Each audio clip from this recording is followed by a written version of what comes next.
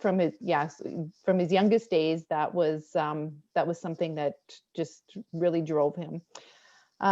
He was also a really great writer, and he got an English degree at the University of Saskatchewan, and then promptly started house painting with his dad. There just wasn't a great job market for people with English degrees, so he did house painting for 18 months while he decided what was going to come next. And in that time, he did a job at a building that was overlooking the Star Phoenix, and he looked at it and he thought, I could work there someday. Like, I got to figure out a way to make that happen. And he did. He went to journalism school at the University of Regina, and lucky for me, we both ended up there starting our journalism degrees at the same year. So yeah, that's where we met and became a couple, and we graduated in '89. And that's when Cam started his, he had been an intern at the Star Phoenix, but that's when he started his full-time career at the Star Phoenix as a full-time official reporter. And yeah, and I was at the Leader Post. Eventually we ended up in the same city. I came to work at the Star Phoenix. We got married, and shortly, well, not shortly, but a few years after that, then our kids came along, and our twin boys, Joseph and William. And all of this, his life at the paper, our relationship, his life with the kids, it was all rich fodder for his columns. It was, something that he loved to do while he also covered arts. And yeah, there's our kids. And so yeah, he loved his work. He loved working at the Star Phoenix. He loved writing, and he did it for almost 30 years. And yeah, and until he passed away in December of 2018. And it's, when you look back, it's hard to believe, to say that it was 30 whole years, but it was. And yeah, and I'm pleased that at this point I was able to pull the book together and share it with the rest of you. Thanks, Donella. That's awesome. The one thing that I really noticed in the book that I didn't expect, and I don't know why I didn't expect it, but was to learn so much about you and the boys and just your family life, and just really get a window into how much he loved you guys. Cam had another family, and that was at the Star Phoenix. And representing them very handily is Heather Pearson, his longtime editor and friend. Heather, tell us a little bit about Cam at work.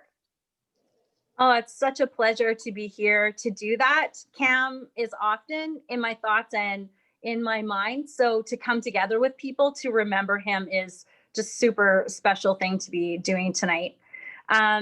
He started as an intern and as a news reporter, and he wrote about his first assignment, which was a break-in, and how scary it is to go out on and report on a story off the top. And he stayed in news for a while, and then he moved over to arts and doing the reviewing, the previewing, handling celebrity egos, all of those kinds of things that he handled so well.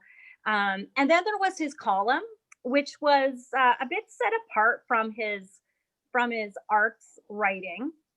He would write about a variety of different things, and I always felt like he kind of separated the two. So he had a chance to write about something different and in a different sphere, and we all enjoyed both parts of his expertise and him using his craft in both areas.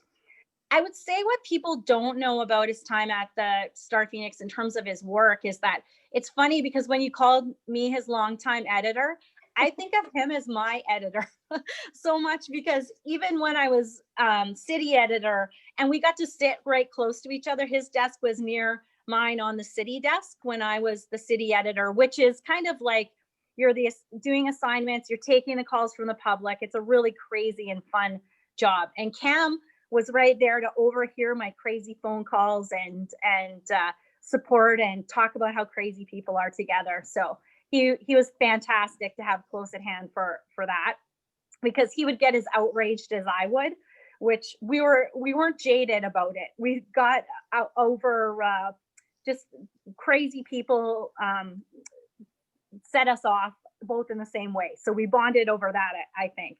But Cam was really the editor of the newsroom in a quiet way, in terms of how he was the word expert. In his column, he'd call himself a word nerd, and he was, in the best possible sense. And if there was a big project going on where we needed it to be edited and have his particular kind of genius and selection of words and turn of phrase, he was so generous with that. What I found is some very talented writers, they can't necessarily teach that to others. And his particular talent for observation and that kind of thing, he actually could help other people develop that as well. And he was generous with that. And that wasn't something he ever really got a title for. I know I continued to review the symphony and do music writing after, I think, even when I was editor-in-chief, I would still love to do those things. And I just wanted to make Cam happy. And when he gave me a compliment, he wasn't necessarily stingy with them, but he meant every one, and they weren't just a pat on the head. So anytime I was writing, I would strive to please Cam. So that's sort of the role that he played in the newsroom. The newsroom has such a interesting dynamic, and I got a glimpse of it when I did a bit of freelance with the Star Phoenix. But how did he serve with the younger generation coming in? Because there's such a wealth of knowledge there. Yeah. How did he kind of build on other people? Well, he would just take time to read people's copy, and very gently, in a way that they could hear, he would correct them and that kind of thing. I would say that he also had a huge role in, he was a ringleader, let's put it that way, to the fun that is part of the newsroom. For example, he got everyone together to dress up like one of the other reporters. I think we have a picture of it somewhere, but it's Dress Like Charles Hamilton Day. So everybody dressed up like one of our reporters, Charles Hamilton. Steph McKay was definitely a partner in crime for him, with sort of these creative and fun things that they did. Oh, there's Halloween and for example, they got everybody together to do a Star Phoenix spin on Anchorman. And there's a video around someplace that is just priceless. And only Cam, I think, he was such a leader, inherent leader, that he could get you to step outside your comfort zone and try things, and not be worried about, not take yourself too seriously, which, if you're going to be a journalist, you better learn how to laugh at yourself and laugh at your mistakes. That might be the most precious lesson that he passed on to other people in the newsroom. Yeah.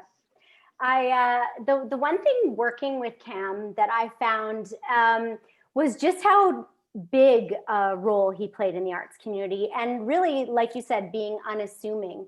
This is a guy who didn't just give rave reviews. He was always fair.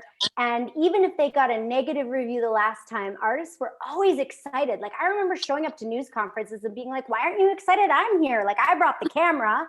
But they would be pumped that Cam was there. He was definitely the voice of the entertainment scene, but never boasted about it. Didn't roll in like the big player he really was.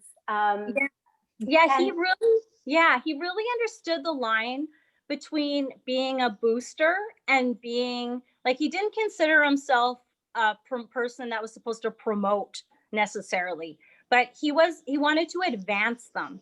And that meant challenging them sometimes to do better. And I think everyone knew he believed in the local art scene enough to tell them the truth, maybe. Yeah, I certainly enjoyed in the book for sure the columns that kind of cross both worlds, because he was a columnist writing about his other job as an arts reporter. Another thing I really loved, Donella, is when he wrote about you and your family, and in particular, the birth of your sons, the day of the birth of your sons. I have just this visual picture of Cam biking to the hospital. So when it came to his life as a columnist, it was really clear that it was always a goal of his to be a columnist. Why was that important to him? Why was, taking a snapshot of life, whether it be at home or at work, why was that important to him? Well, because, at the heart of it, he loved to write, and he loved to try to connect to people. And when he could, and when a column resonated with people, that was great for him. He loved that. I've read the book many times in the course of editing and proofreading, and there's a favorite line that I have of where he would ask his mom, what'd you think of that one? And sometimes she would say, not my favorite. And so, but he just, he was always undeterred, because he just, when he chose what he was writing about, whether it was our family or something that he observed in the community, he didn't want it to be all about him, but he wanted it if he was talking about himself, he wanted it to resonate with people. He wanted people to be able to see themselves in what he wrote. And he wrote his column on Thursday afternoons, and it was a respite for him. Like he wrote a lot of copy, doing his role as the arts editor. And I was amazed at how fast he could work. I'm envious, actually, how fast he could work and how great the copy was. But when he had that time carved out, and sometimes it was a full afternoon, and sometimes it was just a couple hours, and he managed to get his column done. And but it was something that he looked forward to. It just really was a beacon in his week that he looked forward to. Were you ever surprised at what showed up in his columns? Like, was it ever like, why did you write about me this week? If it was something where he wasn't sure, he would let me read it, and sometimes I would, pull it back, but not often. But there was a few of them that I read, and I know when our kids were in preschool, there was.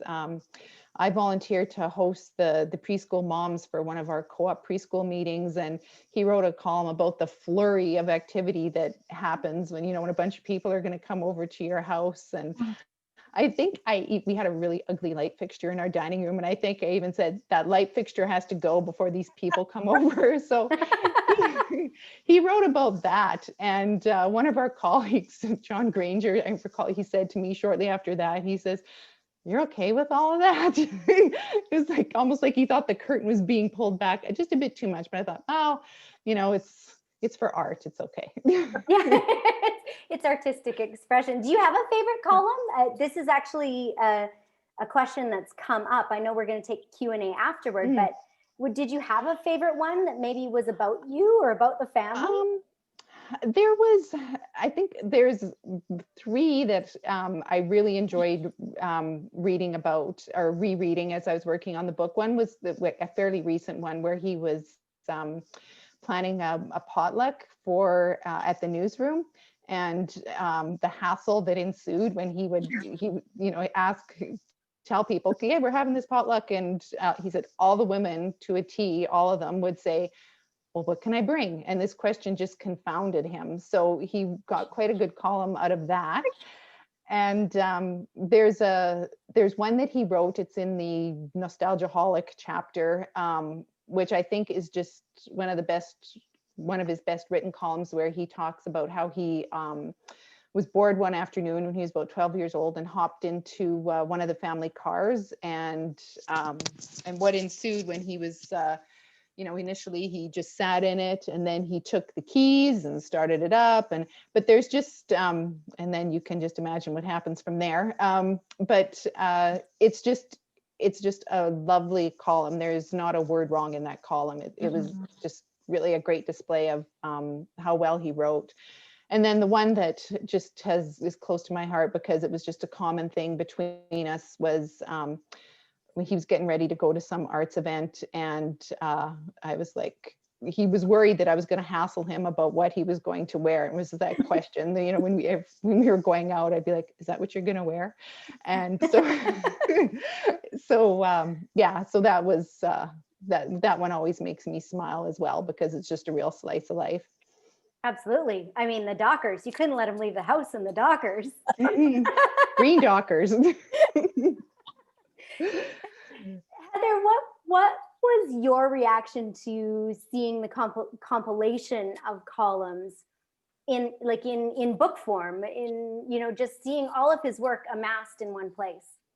So it's true confession time that I haven't gotten to see the book yet because I was on COVID lockdown. And then also, anyway, it's a long story, but I have been talking to Donella about the project for a long time.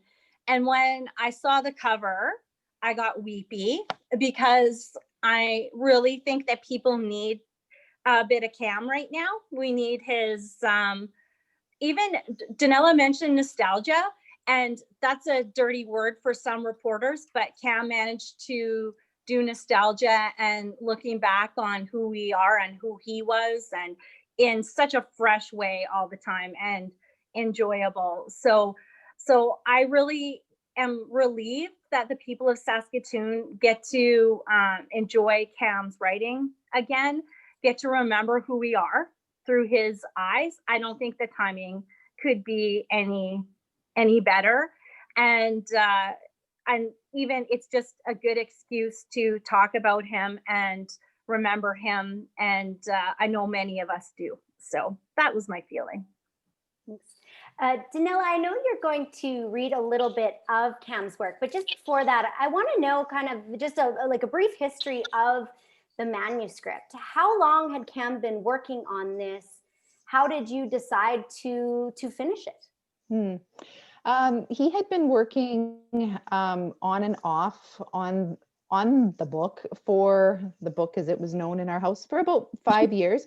He was approached by an independent publisher here in town, and that got the ball rolling. That was I think I had always kind of, and it had been in the back of our minds, he should maybe do a compilation of his columns sometime.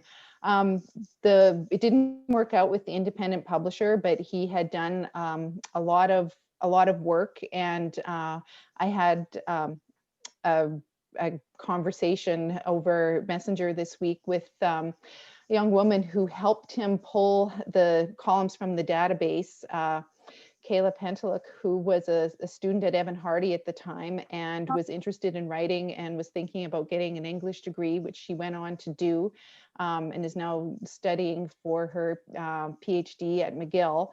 But Cam was a big influence in her life, and she was a big part of doing some of the grunt work to get the columns out of all of the columns that Cam had written over the years into a database so that he could review them. So he would be down in the basement here, choosing columns, writing introductions, and it was really truly off and on until he passed away. And so when I went to look at the manuscript after he died, it was like this. I thought, it was just, there was no question. It's like, I have to bring this to fruition. Looked at it, decided to go the self-publishing route, and and so he had chosen a lot of columns, had to weed some out, but it's what you see in the book was essentially what he left.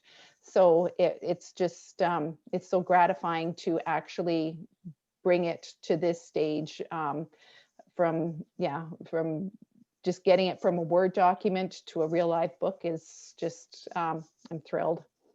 I just want to squeak in one quick question because Dave Diebert has sent a question and he has to scoot off to kids practice. And I know he's a coworker. So he wants to know if Cam had a favorite part of the book. Was there anything in particular, a favorite piece that really he just loved? You know, I don't know. I don't, I think the ones, I think if you asked him, it might be like they were his children, so he couldn't just pick a one favorite. I know that he was, you know, there was a column that he wrote, and I think it's in the last chapter, the But Seriously Folks chapter, where it was a woman who called into the paper and made a really disparaging comment about New Canadians and on Halloween night. And that column got a lot of reaction. And I think that was, you know, that was important for him when something, as I said earlier, when something resonated. I think his favorite columns were the ones that he had a lot of fun doing, or the ones that he thought that he had just done a great job writing them. And sometimes that we didn't always see eye to eye on that. Sometimes he thought some were just fabulous, and I was like, not my favorite. Those are your Dockers. Yeah. Okay, so why don't we hear a little bit of it? I know you've picked a column to read an excerpt from. Sure. Yeah, it's that famous column. Yeah, this is in the I believe it's chapter 4 of Vow Made in Ink. These are all the Russ and Larissa columns, and Cam and I are Russ and Larissa. The man had to attend a formal affair, and he was rushing to get out the door. He wasn't worried about being late. He was hurrying because he knew that if she got home before he left, she would make him wear something else.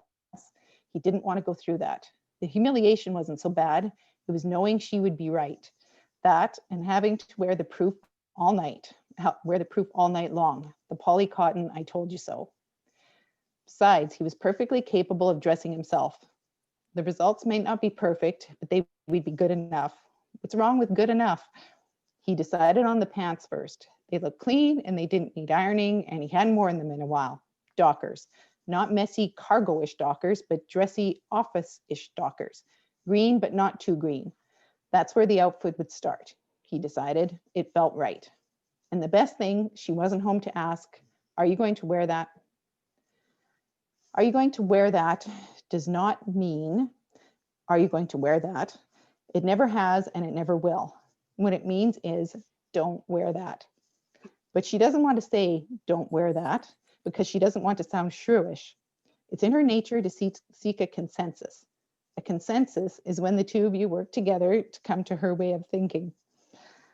The trouble is that the one thing she hates more than sounding shrewish is seeing you leave the house wearing what you're wearing. In other words, don't wear those brown shoes with that black belt. To him, it's overthinking the situation. The shoes in and of themselves are excellent shoes, and the belt in and of itself is an excellent belt. They match, you see, because they're both excellent. He's thinking on a higher plane. I think anybody yeah, exactly. Anybody in a committed relationship can understand those conversations. Lana Height, another former coworker, wants to know, did you get a chance to review the Russ and Larissa columns before he submitted them for publication? And were there any you were embarrassed about? Yeah, some of them I did see, and he was pretty considerate. If he thought there was going to be a concern, I got to read them, and I very rarely took something out because I wanted to respect what he was trying to do, but he was also sensitive that, I think I was a bit more worried about being judged than he was, because, he had a goal of, trying to get this column done. And I don't think I ever was, because, I did have that I did have that opportunity to review, and it's just, and it's amazing how even I can still, and it's in the book, there's a column there where he wrote it soon after we got married about how he splashed bleach on some towels once, and he called them, and then forever after that they were known as the Dalmatian towels. But I still remember a friend laughing about that column when we were at lunch, and that's just that's a gift to have that memory, and just to know that it was other people so appreciated his writing. Every time you pull that towel out of the cupboard, I'm sure. Well, now it became a dog towel. Yeah, that's fine. That's fair. I actually had my own little giggle and realized how lucky I was to actually share that memory that was in the book. For those of you who have a copy, the Fringe Festival story about a phone rang in the theater, and I remember being there at the Fringe. We were both seeing the same show, and this poor Fringe performer pulled Cam out of the audience.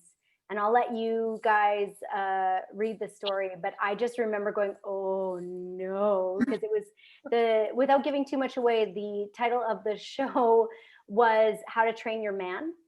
And Cam was fairly trainable in the show, but he was there to review it, and the look on the poor actor's face when she realized he was there to review it was just priceless. And I could not wait to get my hands on the paper to see what he did with it. I have another question from Carrie Laddie, who says, I can't think of many writers who either intrigue my brain or engage my heart, but Cam always seemed to be able to do both in equal measure. What do you think contributed to his unique ability to balance the cerebral and sentimental? I think Cam was pretty observant, and I think he felt things deeply when we that's something that you wouldn't always know unless you knew him well. But yeah, when we first met, he was actually, in his 20s, he was kind of a hothead. And I recall his sisters being kind of surprised at how, initially, how he's kind of mellowed when we started dating. But he felt things deeply, and had a gift for being able to convey that through his writing. And that's something that, for those of us who write or create, sometimes it doesn't always, what you're trying to do, what's in your head doesn't always come through, but on the page or visually or whatever you're trying to do. But with Cam, he was able to succeed, and he cared about other people. He had a really good heart, and a sense of fair play, and would call people on things if he could call people on things and make a joke about it. That was great. There's a column that didn't end up in the book that he wrote about a cabinet minister that makes me laugh. Yeah, he was observant, he was caring, he was sensitive, and he had a gift that he cared about. He cared about being a good writer. So I think the combination of all that was what made him what he was as a columnist. Yeah. And Heather, you've had a foot in both the columnist world and the arts reviewing world, and worked with Cam. Where do you think that balance came from as a writer for him? Yeah, I think that he did something that not very many people do, and he really listened, whether that was at a show. Well, not just listen, but he observed, and he had a way of making it not about him, that all journalists aspire to, and not very many of us do. Not very many people are able to do that. And he would really listen when he was talking to you as a friend as well. And then he would turn it into some special gift or joke or something like that. So it was a talent that his ability to be smart and sharp and create emotion in others as well as himself came from his willingness to really focus on another person. Like an example of that would be when he was sitting close to me when I was on the city desk. I was talking about how I got in a fight with my sister, and she said, "You're only the editor at the Star Phoenix. You're not the editor of the World." Well, well, the next thing for Christmas, he and Steph, actually, it's on my desk, gave me this editor of the World nameplate for my desk. And I mean, that is the talent that it's a genius. It really is a genius. And it's but I think it's something we can all aspire to, is to really listen, really pay attention, really be present. Thank you. I've got a couple more questions. Elaine Shen, I'm sorry if I'm pronouncing that wrong. Shane, thank you. Says, I always admired Cam's way with words. He was such a strong writer, and it was obvious he really thought and cared about every word he typed. Did he have any favorite authors or columnists that he liked to read that influenced his own writing? Yeah, that's a good question. Hi, Elaine. Thanks for being here. He was not so much with, he was kind of a free agent when it came to reading, as far as reading literature fiction. He did like Dave Sedaris. That was, you know, somebody who he read. And, you know, his colleagues, when he was, you know, could work with his colleagues and help them turn a story around, that was also, you know, I would say that was a favorite thing. He just seeing the well done work of his colleagues. And there were some, you know, of course, some great writers at the Star Phoenix. There was Corey Wolf in the sports department, and Kevin Mitchell. You know, there was an embarrassment of riches there for a while. So yeah, it was not somebody that I would say stood out head and shoulders in the world of novelists and such, but yeah, he liked to read good writing though. I think I have one that might be for Heather, but Donella as well. I'm sure you could lend a little bit of wisdom on this one, but it's from an anonymous entry. It says, did Cam realize or acknowledge the significance of the role he'd carved out for himself in the arts community? He was always so humble, but Cam's word was like witty gospel for the performers, musicians, and creators around Saskatoon. What do you guys think? Do you think he realized? I want to hear what Donella has to say, but I would say that Cam had the perfect amount of humility and self-confidence. Lots of us don't balance that stuff out, but he did it well. I think he knew that he was in a role that could have an effect and a difference, but he would not take himself too seriously about it. But I'm interested if Donella thinks the same thing. I think you hit the nail on the head with that. He felt like he wasn't there. He wasn't there if he was reviewing something or writing features about people. He wasn't doing it to serve himself. He was doing it to serve the readers, and he was doing it to serve the community. Though, yeah, and he'd never wanted to be mean. He always wanted to be constructive. And so I think by doing that, he just, that role got carved out, but I don't think he ever saw himself as larger than life. And he didn't want to be that guy who was saying, you know, oh, when I talked to Celine Dion, or oh, when I talked to Jan Arden, like he just didn't want to be that guy. I do know that when he got sick and his writing stopped, that I can just attest to the fact that he really was that rock star in our community. I mean, people didn't just ask me about how he was doing or where he was or when he was coming back. They wanted to send messages to him, which I know I flooded you guys with. you know, when I had the chance. So, you know, even if he didn't realize it, the rest of us certainly did. Corey Wolf wants to know, I'm curious how Cam's writer quirks might have manifested around the house. Were there sticky notes everywhere, writing on his hand, or was it all locked in that beautiful brain until it was time to release it on the world? Mm. No, there was sticky notes, little scraps of paper, yeah, stuck up in the cupboard above the coffee maker.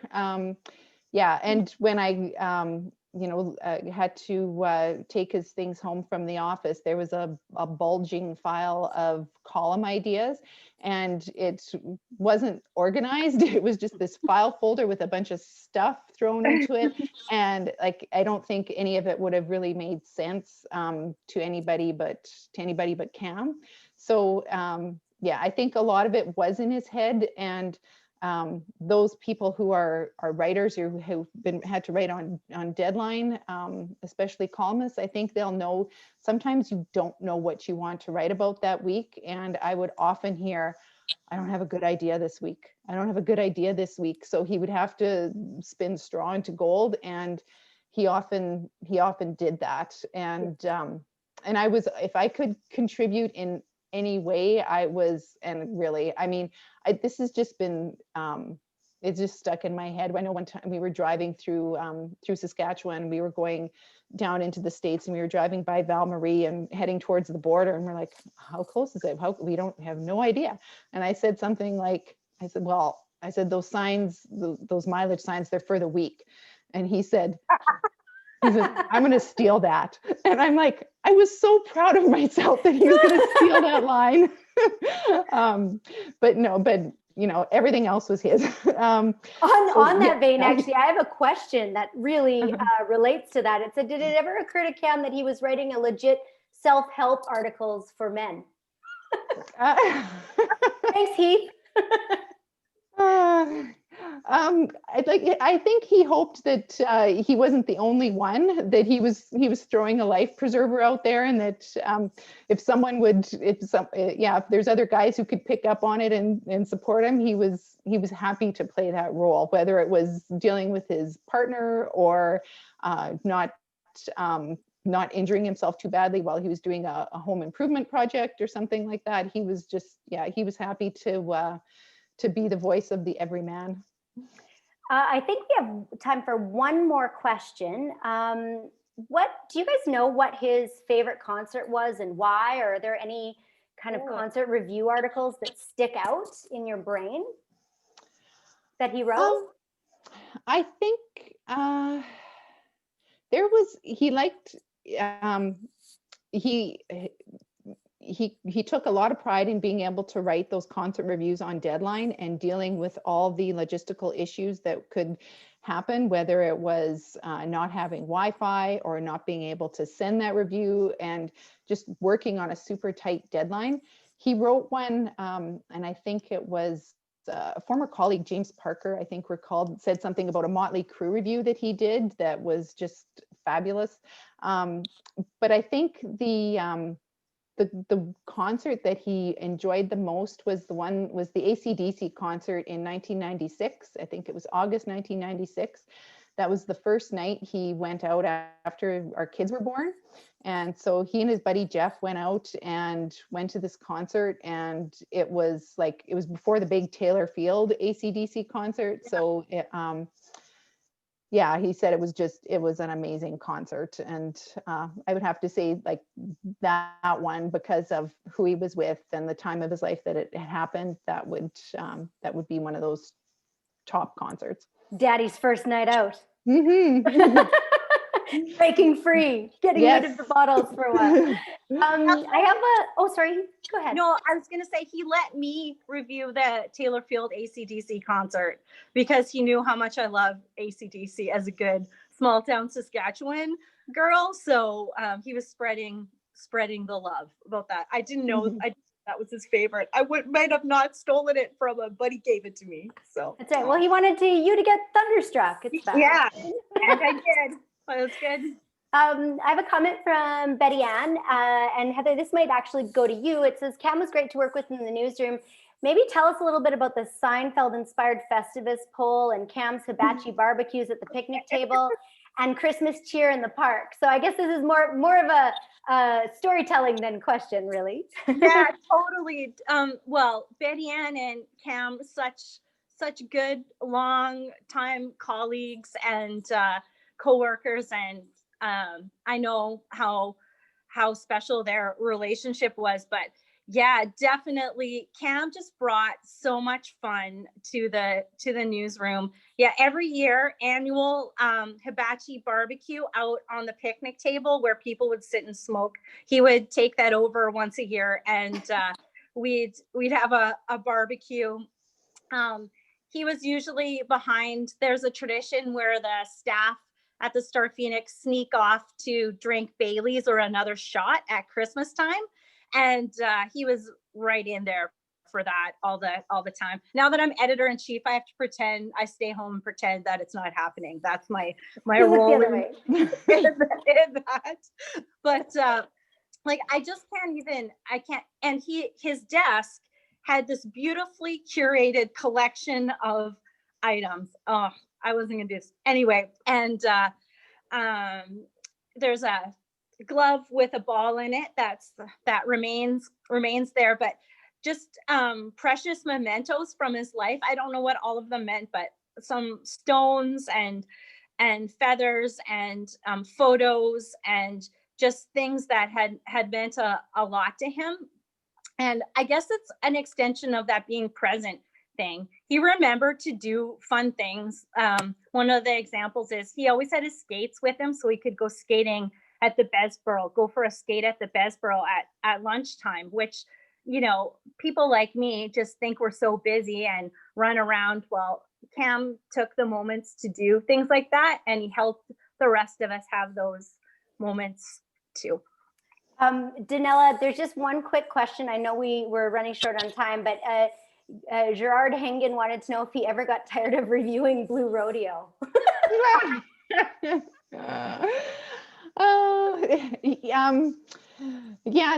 I don't.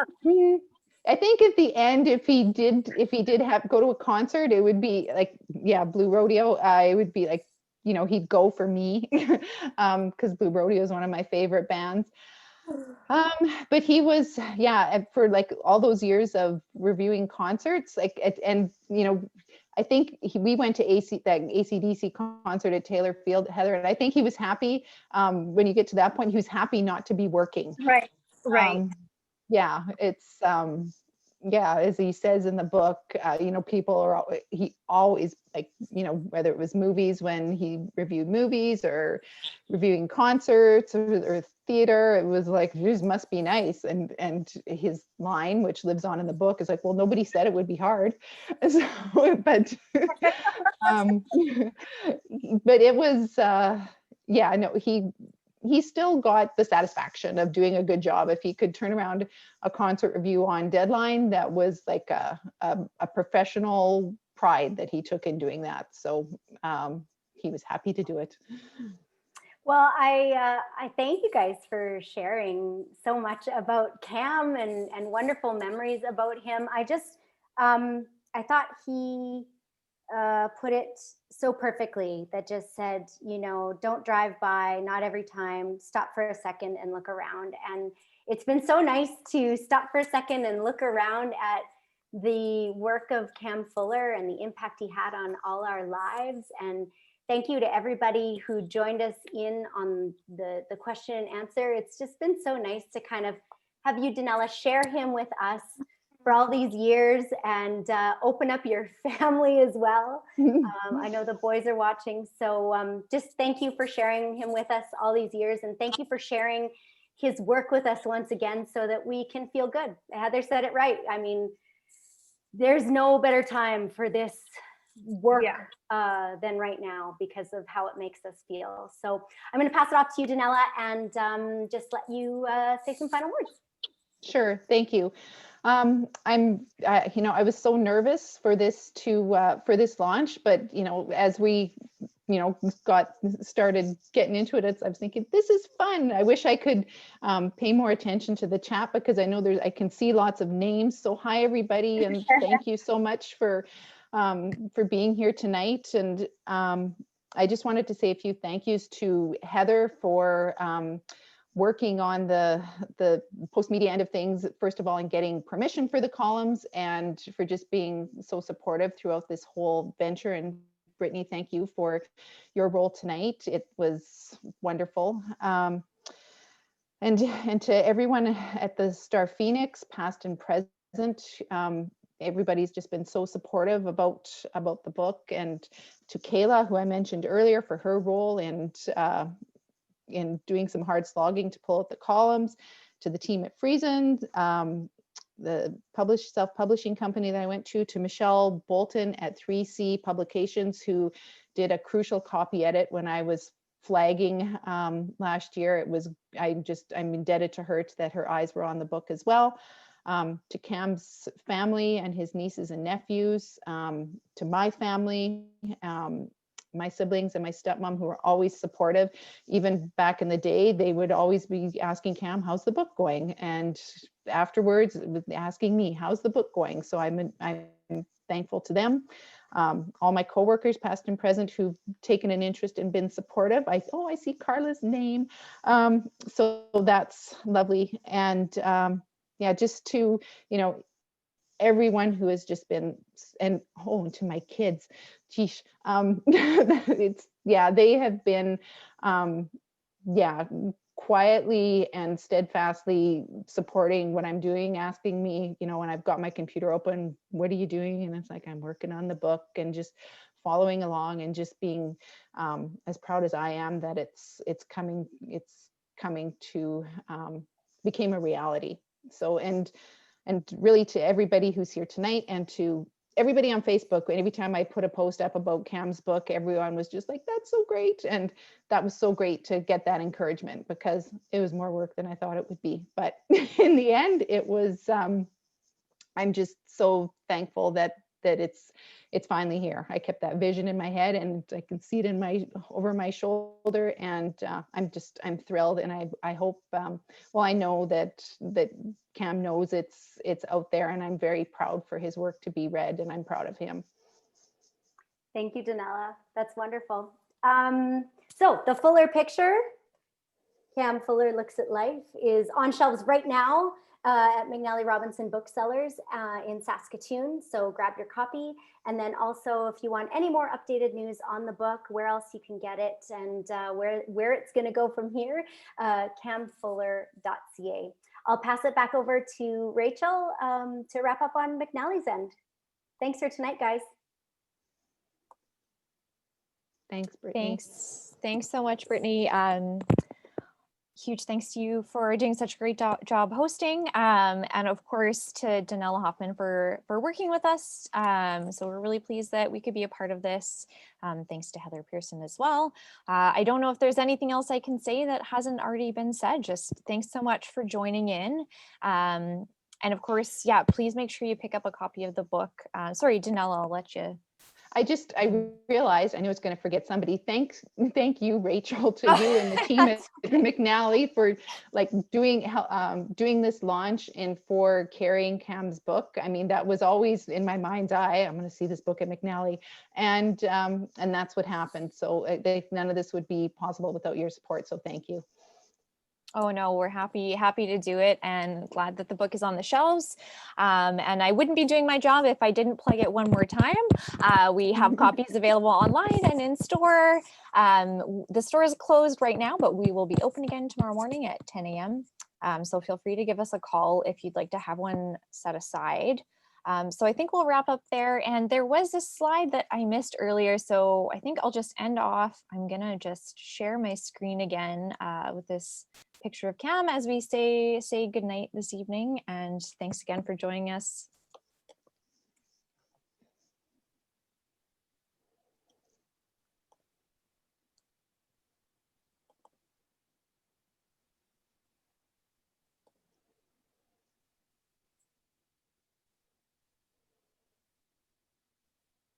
Thanks, everyone. Thanks, Rachel.